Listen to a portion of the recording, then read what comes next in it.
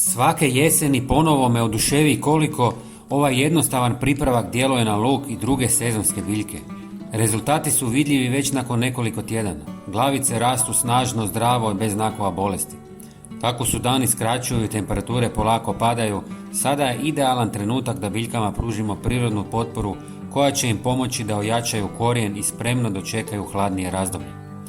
U ovom videu pokazat ću vam kako pripremiti iznimno učinkovito domaće gnojivo koje daje odlične rezultate tijekom listopada pa sve do proljeća. U pola litre tople vode dodajte žlicu suhog kvasca. Iako se najčešće koristi u kuhinji, u vrtu djeluje kao snažan biostimulator. Kvasac sadrži vitamine B skupine, aminokiseline i enzime koji potiču razvoj korisnih mikroorganizama u zemljištu. Ti mikroorganizmi razgrađuju organsku tvar i pretvaraju je u hranjive elemente koje biljke lako usvajaju. Dodavanjem kvasa u vodu obnavljamo biološku aktivnost tla, što je posebno važno u jesen kada se prirodni procesi usporavaju. Sljedeći korak je med. Dovoljna je samo pola žličice da se pokrene čitav niz pozitivnih reakcija. Med sadrži prirodne šećere, minerale i enzime koji hrane mikrofloru u tlu te ubrzavaju fermentaciju kvasca. Zahvaljujući tome hranjive tvari postaju dostupne biljkama u kraćem roku, a tlo ostaje živo i bogato korisnim bakterijama.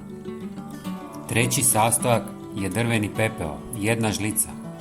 On je izvrstan prirodni izvor kalija, kalcija i fosfora, minerala presudnih za jačanje korijena i otpornost biljaka. Pepeo dodatno neutralizira kiselost tla, što povoljno djeluje na razvoj luka i drugih jesenskih kultura. Važno je koristiti čisti pepeo od neobrađenog drva bez boje i lakova. Na kraju dodajemo koru banane, narezanu na sitne komade. Banana je prava riznica hranjivih tvari, osobito kalija i fosfora, koji potpomažu rast korijena i formiranje većih glavica.